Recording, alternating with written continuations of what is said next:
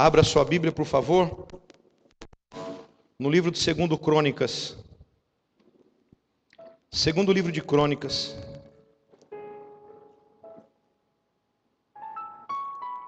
No capítulo 20.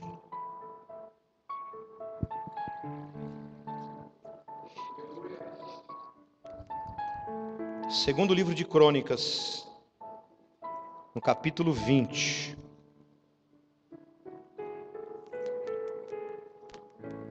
Vamos falar de um rei chamado Jeosafá, filho de Asa. Vamos tirar alguns princípios e ações que esse homem teve diante de seus confrontos. Versículo 14 do texto, alguns versículos, mas eu vou pegar o texto todo depois para expor. Mas o versículo 14 diz assim: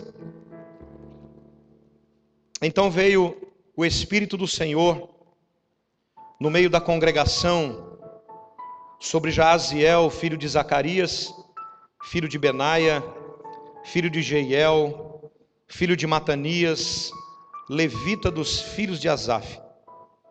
Disse ele: Dai ouvidos, ó Judá, e vós moradores de Jerusalém, e tu, ó rei Jeosafá, assim vos diz o Senhor. Quem está dizendo?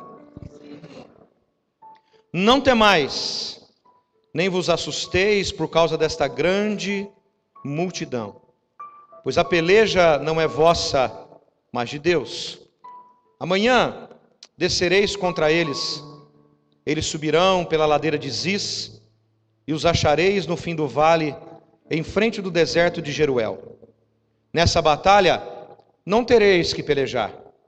Parai, estai em pé, e vede a salvação do Senhor para convosco, ó Judá e Jerusalém. Não temais, nem vos assusteis. Amanhã saíres ao encontro, e o Senhor será convosco. Jeosafá prostrou-se com o rosto em terra, e todo Judá e os moradores de Jerusalém lançaram-se perante o Senhor e o adoraram. Levantaram-se os levitas dos filhos dos coatitas e dos filhos dos coreitas para louvarem ao Senhor, Deus de Israel, em alta voz. Versículo 20. Pela manhã cedo levantaram-se e saíram do deserto de Tecoa. Saindo eles, Jeosafá pôs-se em pé e disse: Ouve-me, ó Judá, e vós, moradores de Jerusalém. Crede no Senhor, o vosso Deus, estareis seguros, e crede nos seus profetas, e prosperareis. Tendo ele tomado conselho com o povo, ordenou cantores para cantarem ao Senhor e o louvarem por causa do esplendor da sua santidade, enquanto saíam na frente do exército, dizendo: Rendei graças ao Senhor, pois o seu amor dura para sempre. Quando começaram a cantar e a dar louvores, o Senhor pôs emboscadas contra os homens de Amon, de Moabe e os do monte de Seir, que tinham vindo contra Judá, e foram desbaratados. Os filhos de Amon e de Moabe se levantaram contra os moradores do monte Seir para os destruir e exterminar, e acabando eles com os moradores de Seir, ajuntaram-se uns aos outros para destruir-se. Quando Judá chegou ao alto, que olha para o deserto, e olharam para a multidão, viram somente corpos mortos que jaziam em terra, e nenhum tinha escapado. Vieram Jeosafá e o seu povo para saquear os despojos, e acharam neles bens e cadáveres em abundância, assim como objetos preciosos. Tomaram para si tantos que não podiam levar mais. Por 3 dias saquearam os despojos, porque era muito. Ao 4º dia, eles se ajuntaram no vale de Beraca, onde louvaram ao Senhor. Por isso chamaram aquele vale de Beraca até o dia de hoje. Então voltaram todos os homens de Judá e de Jerusalém, e Jeosafá à frente deles, e tornaram para Jerusalém com alegria, pois o Senhor os alegrara sobre os seus inimigos. Vieram a Jerusalém com alaúdes, com harpas e com trombetas para o templo do Senhor. Veio o temor de Deus sobre todos os reinos daquelas terras, quando ouviram que o Senhor havia pelejado contra os inimigos de Israel, e o reino de Jeosafá teve paz, pois o Deus de Israel lhe deu repouso em seu redor. Jesus querido, obrigado pela tua palavra. Obrigado pela tua igreja que se reúne para te adorar e para engrandecer teu nome. Obrigado porque queremos ser tocados e sermos envolvidos pela Tua graça, da Tua palavra. Queremos sair daqui hoje renovados pelo Teu amor e pela Tua verdade, em nome de Jesus. Você vê aqui um grande confronto que se levantou contra a nação de Judá, o reino do sul, né? Judá era o reino, Jerusalém a capital, onde quando Salomão morre houve a divisão do reino do norte, o reino do sul. Reino do norte partiram-se 10 tribos de Israel, onde a capital era Jerusalém, mas a cidade era Samaria, onde ali governa o rei Acabe. E aqui no reino do sul, Josafá se levanta porque seu pai acabara de morrer. E o pai de Josafá, o rei Asa, foi um rei que não agradou o coração de Deus. Um homem que tirou os utensílios da casa de Deus, tirou os utensílios da casa real e entregou em aliança para o rei da Síria. Ele faz uma aliança, o rei Asa, com o rei da Síria, e aí o profeta vem, libera uma palavra. Asa, os seus dias são encurtados, e de repente Josafá toma o trono.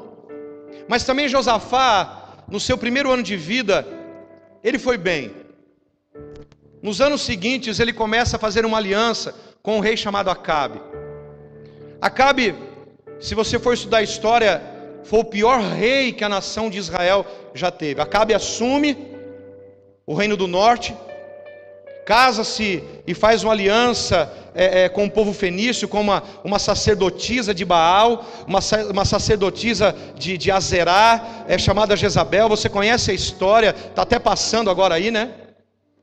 E ele faz uma aliança com esse povo, porque Acabe, ele estava com medo, porque os povos estavam se levantando contra a nação de Israel, e ele tem medo, então ele faz uma aliança que desagradou o coração de Deus, achando que os outros exércitos protegeriam a nação de Israel. E ali você conhece a história, Elias levanta, né? Você conhece a história, não quero entrar nesse mérito agora, eu quero falar do rei chamado Josafá. Mas Josafá, ele faz uma aliança com Acabe, ele se aparenta com Acabe, ele casa com uma das filhas de Acabe. E ali, o profeta Micaías, se você vê no capítulo 18 e 19, você vai ver um profeta chamado Micaías, filho de Imlá, um homem que Deus levanta para dizer para Acabe que o reinado dele estava acabando. Josafá se reúne com Acabe, dizendo assim, Acabe com medo. Acabe era frouxo, viu, irmão? Foi um rei frouxo, um rei que não só desagradou o Senhor, mas um rei mole, que foi manipulado pela esposa, foi manipulado por toda sorte, tudo que falava ele acreditava. E aí ele chama Josafá para fazer uma aliança, capítulo 18 e 19, você vai ver isso. Ele chama Josafá para estar com ele, para lutar contra o império que estava contra a nação. E aí Josafá fala assim, olha, mas não tem nenhum profeta que a gente possa consultar aqui, para que o Senhor possa nos dar direção. Josafá tinha um temor no coração, ele servia a Deus. O erro dele foi que ele se uniu com Acabe, que foi um dos piores reis que já existiu na nação de Israel, se não for o pior. E aí o profeta, levanta-se um conselho de profetas, dizendo, olha, vocês podem ir contra a Síria, que Deus vai dar vitória. Mas aí Josafá fala assim, não, mas eu quero um profeta de Deus. Aí vem quem? Micaías. Deus levanta esse profeta aí, e Acabe fala assim, não, cara, esse Micaías aí, meu, tudo que eu falo ele é contra.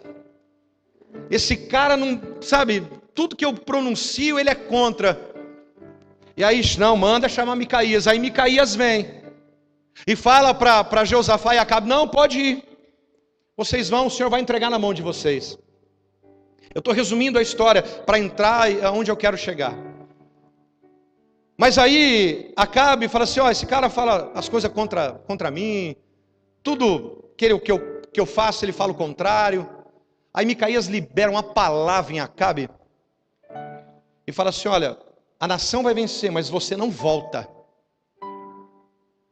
Você não vai voltar. Aí Acabe libera uma palavra dizendo, não, eu vou voltar porque eu sou rei. Aí ele fala assim, aí manda prender Micaías, manda açoitar Micaías, depois você lê lá. Aí Acabe fala assim, não, eu volto. Ele fala assim, se você voltar eu não vivo. O profeta de Deus era assim, irmão, era sangue nos olhos.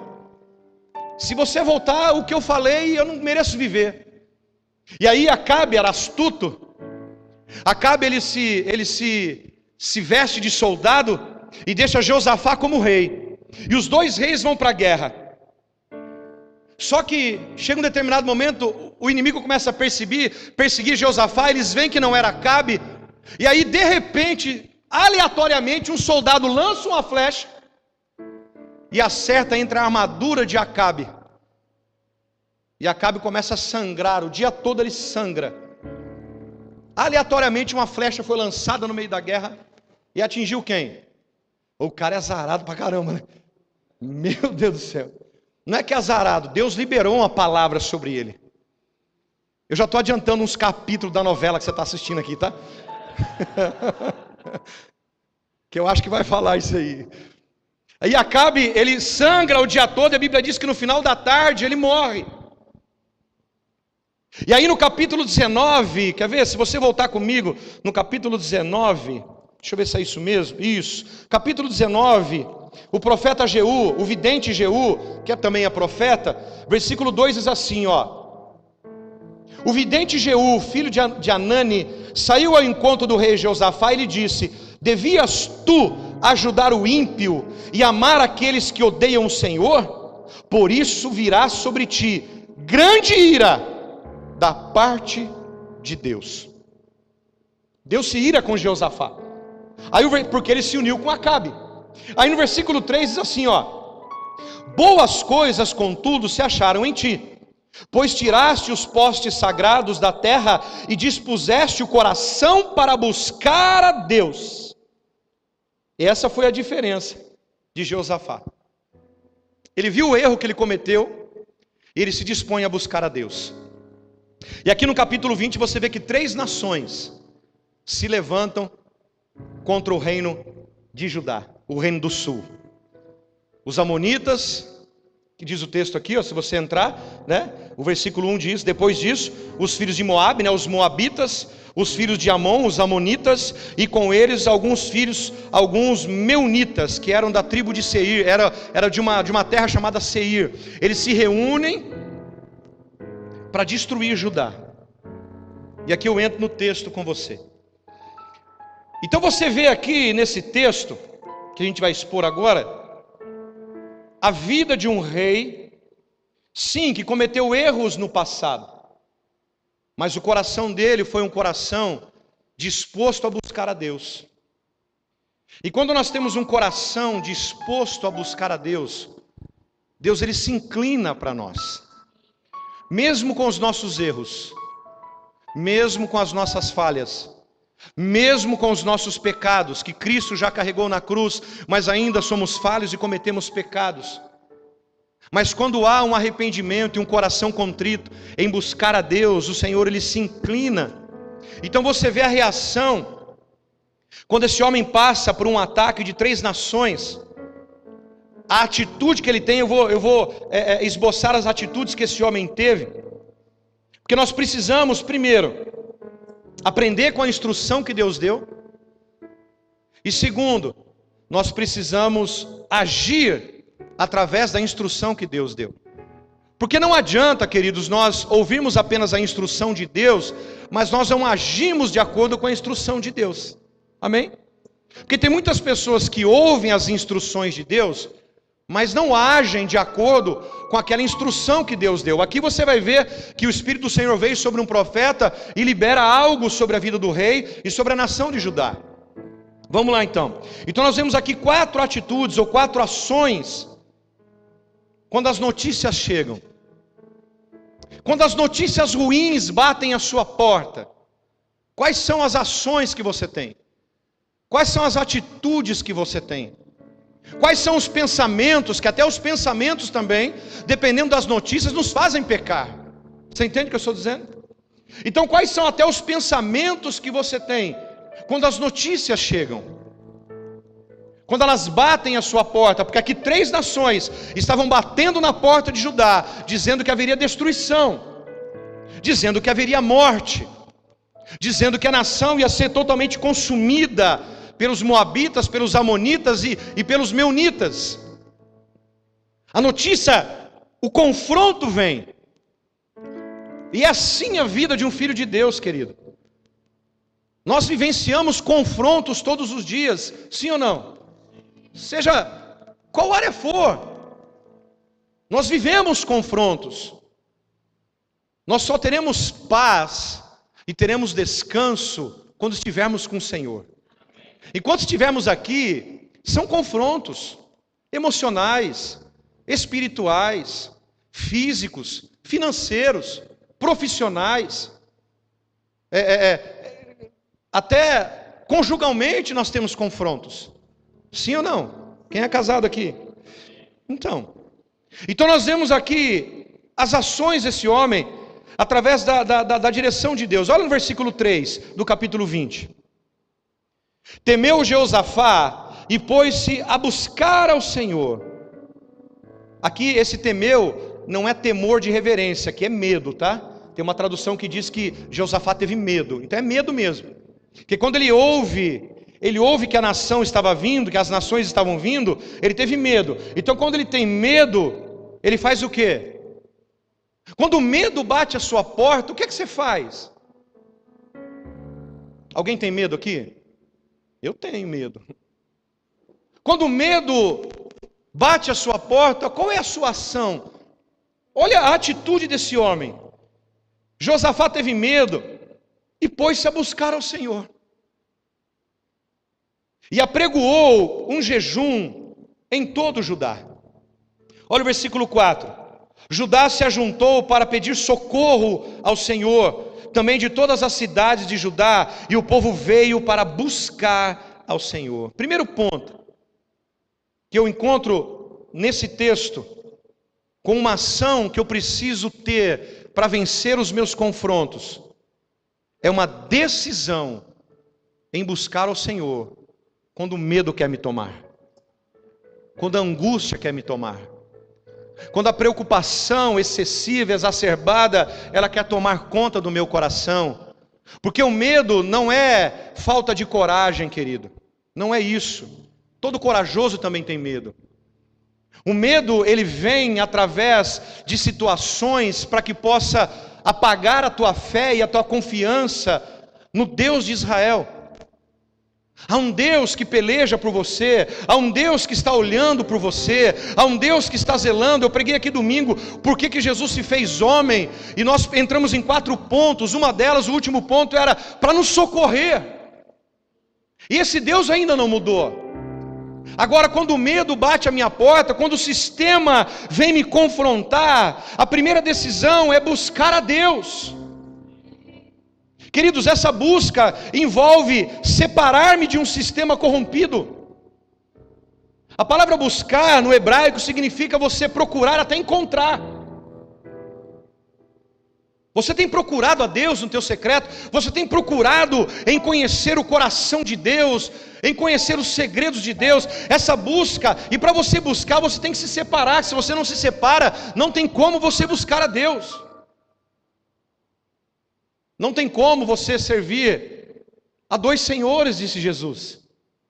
Não tem como você servir aos medos, às angústias e servir a Deus. Você precisa se separar de um sistema corrompido. E a Bíblia diz que ele apregou a um jejum. Jejum nada mais é de você ficar mais sensível à voz de Deus. Jejum não é para emagrecer. Jejum não é para você conquistar coisas. Jejum é para você matar a tua carne e deixar o seu espírito mais sensível à voz de Deus. Então ele não só busca a Deus, mas ele apregou um jejum. E olha onde esse jejum vai: em toda a nação de Judá. O rei ordena que toda a nação jejue. E aí você vê no versículo 4 que a nação não só jejua, mas a nação vem até o rei, se une ao rei para buscar a Deus. Você está vendo que coisa linda?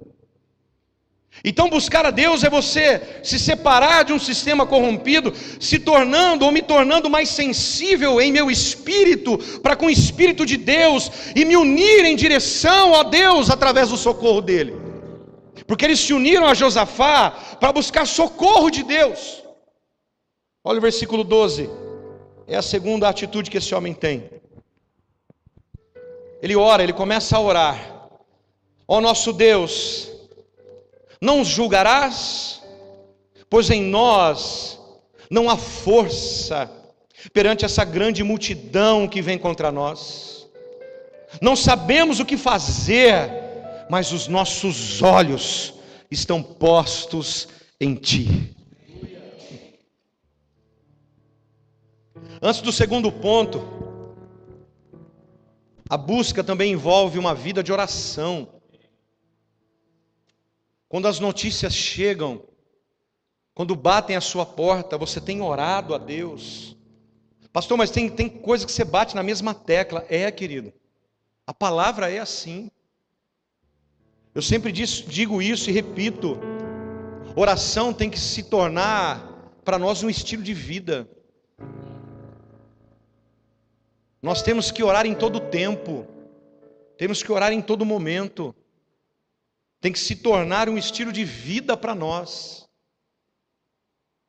Tem uma frase, acho que é de Spurgeon, que ele diz que nós temos que orar a Deus tanto, mas tanto, até que nós nos tornemos amigos íntimos dele.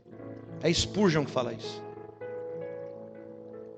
E no final da vida de Spurgeon, as pessoas perguntam para ele, também perguntaram até para Billy Graham antes dele morrer, mas Spurgeon também disse que se Deus lhe desse mais tempo para viver, o que é que ele faria? Ele disse que ele oraria mais, porque ele orou muito pouco. Billy Graham perguntaram para ele também no seu leito de morte, o que é que ele faria de novo, se ele tivesse mais tempo de vida? Cara, Billy Graham, velho, ele fala assim: eu orei muito pouco, eu queria orar mais. Billy Graham. Se você não sabe quem é, pesquisa quem é Billy Graham. Um dos maiores avivalistas do século XX. Um dos homens que pregou para multidões, para milhares de pessoas, ganhou mais de milhões de almas para Jesus. E ele disse que ele orou pouco. Precisamos pensar um pouco mais como anda a nossa vida. Amém? Precisamos pensar e reavaliar mais como anda a nossa vida espiritual. Mas o segundo ponto que eu vejo nessa oração aqui é você reconhecer em suas orações que você é e necessita sempre de ser e estar na dependência do Senhor. Josafá fala assim: Senhor, não há força mais em nós, não temos o que fazer perante essa grande multidão que vem contra nós, não sabemos como agir, mas os nossos olhos estão postos em Ti. Cara, que oração! A oração da igreja nesses últimos dias está virando uma oração de pedintes, uma oração que obriga a Deus a fazer algo que Ele já fez, uma oração em que nós queremos ser Senhor e fazer o Senhor como servo. O Senhor não está vendo a minha condição, o Senhor não está vendo o que eu estou fazendo para o Senhor. Eu sou dizimista, sou ofertante, eu sou voluntário na tua casa, eu canto no louvor, eu prego aqui, eu faço ali, o Senhor não está vendo o que eu estou fazendo. Deixa eu dizer uma coisa para você, coisa linda, Deus nem ouve uma oração dessa. Deus nem ouve uma oração dessa. Olha os confrontos, Senhor, que eu estou vivendo. O Senhor não está vendo? Olha Josafá, a oração dele. O Senhor não os julgará, pois em nós não há mais força. Você só se torna dependente de Deus quando não há mais em você força. E a Bíblia diz que o poder dele se aperfeiçoa em nossas fraquezas. Então é nessa hora que você está fraco, é essa hora que você precisa se tornar dependente dele.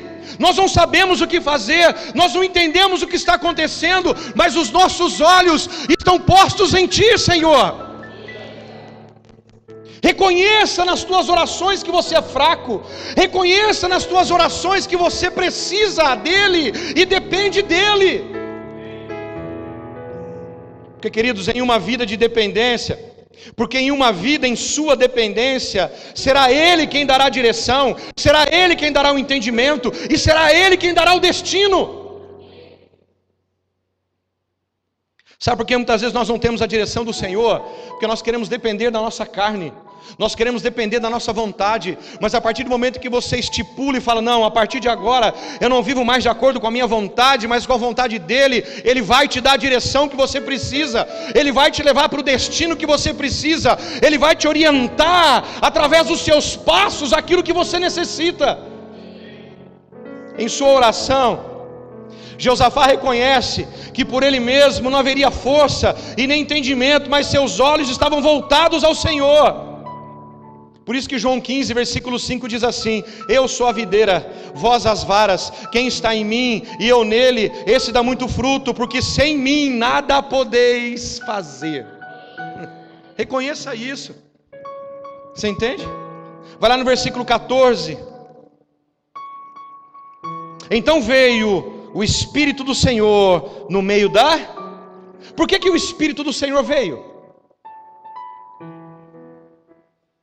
Porque Josafá reconheceu em sua oração quem era Deus. O Espírito do Senhor vem no meio da congregação, quando a congregação entende, reconhece, se prostra e louva e adora aquele que é merecedor de toda adoração. O Espírito do Senhor vem somente num ambiente onde não há hipocrisia.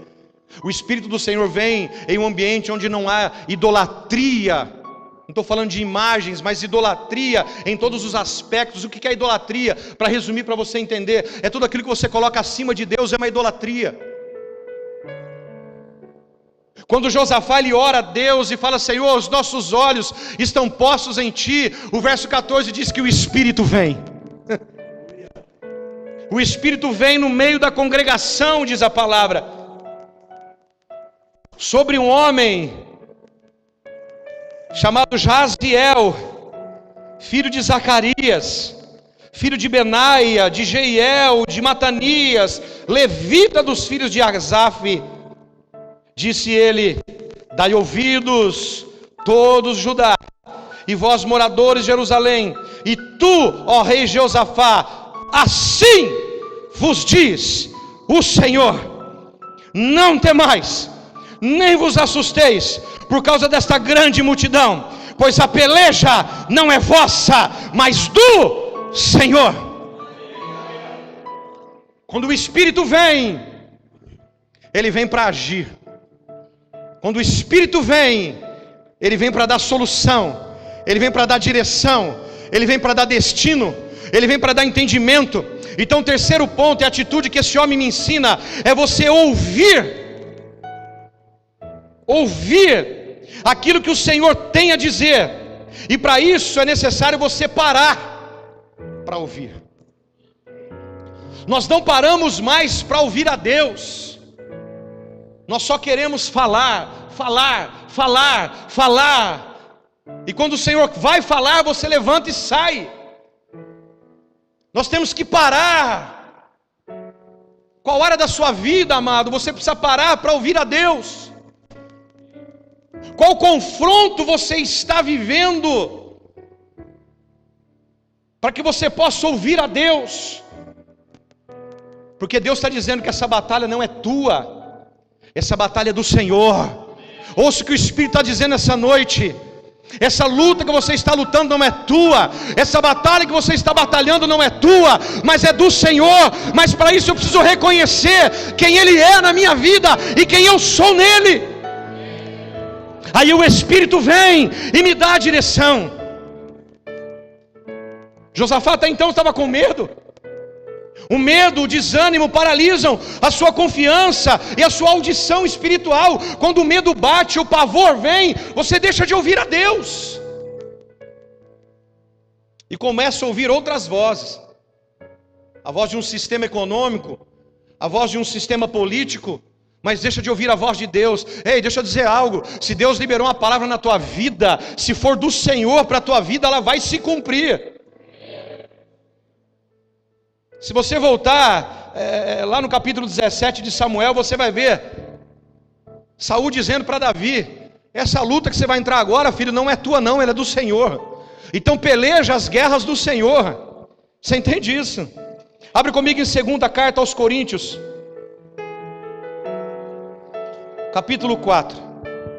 Eu vou para o último ponto.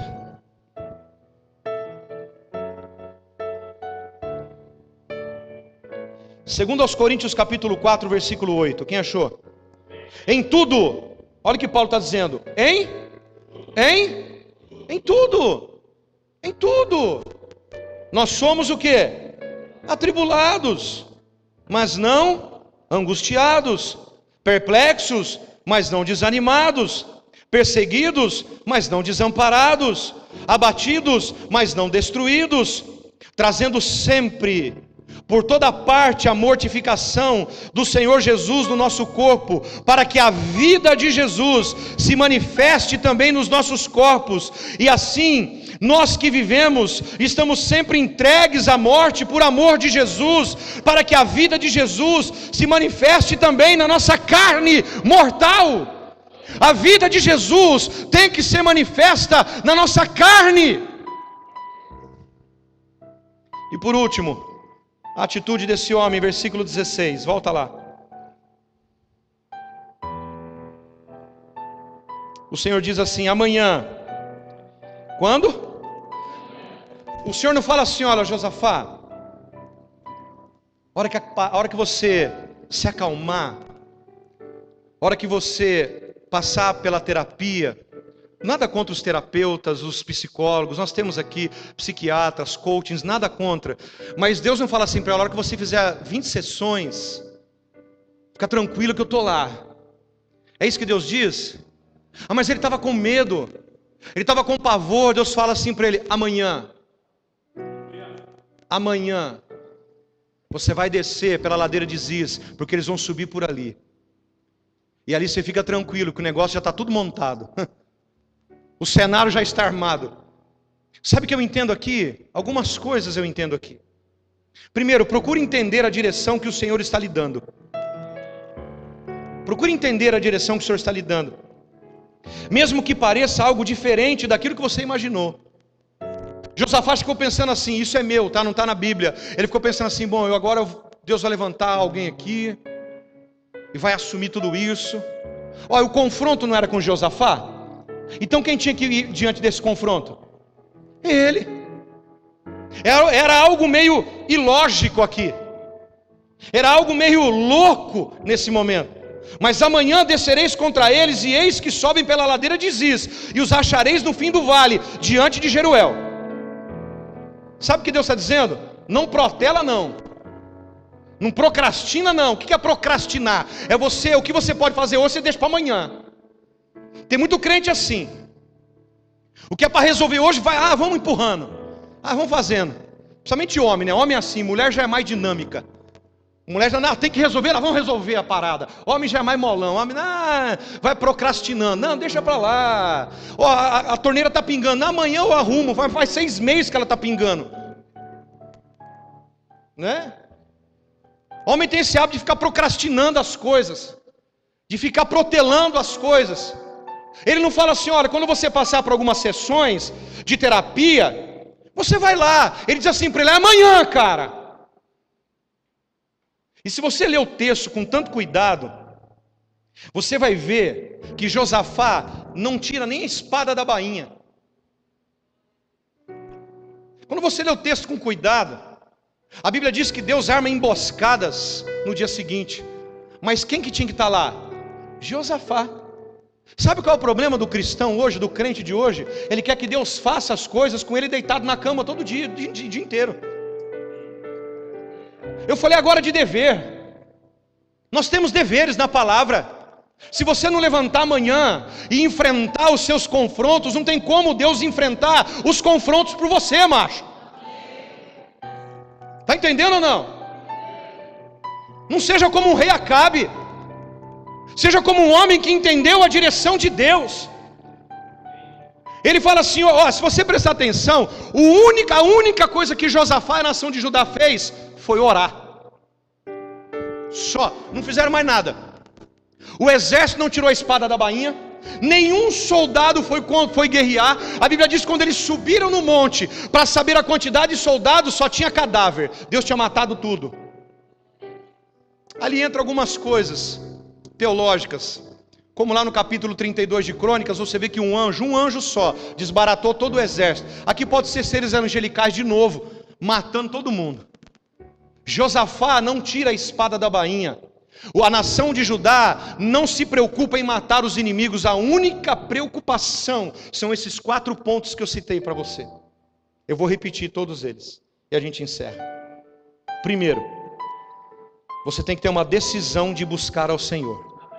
E buscar envolve uma vida de renúncia, uma vida de oração, uma vida de separação, uma vida de intimidade, de se unir a Ele. Você está disposto a isso?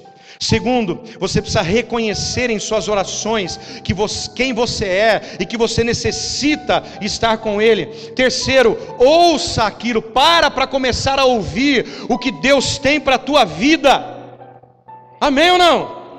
E quarto, procure entender a direção que o Senhor está lhe dando, mesmo que pareça algo diferente ou ilógico daquilo que você imaginou, porque Paulo diz, querido, que a loucura de Deus é para confundir a sabedoria do homem, e a fraqueza de Deus é para confundir a força do homem.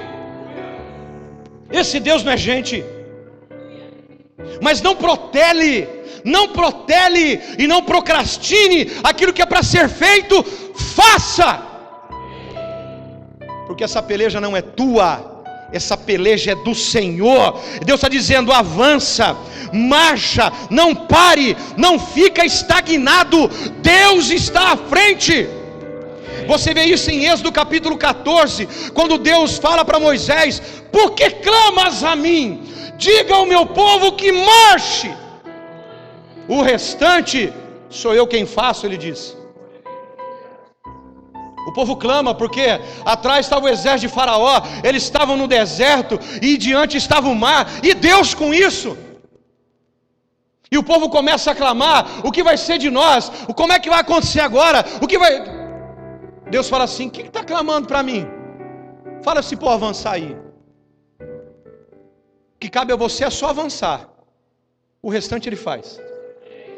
O que cabe a você é só buscar a tua face, o restante Ele faz. O que cabe a você é fazer o que cabe a você fazer, o restante Ele faz, porque Ele já conquistou na cruz. Ele já conquistou na cruz tudo aquilo que cabia a nós. Ele nos substituiu. Ele nos substituiu, porque nele está todo o poder, nele está toda a honra, nele está toda a glória e nele está todo o louvor. A igreja de pé, em nome de Jesus.